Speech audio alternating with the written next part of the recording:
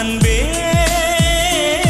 நான் நிழலில்லாதவன் தெரியாதா என் நிழலும் நீ என புரியாதா உடல் நிழலை சேரவே முடியாதா அன்பே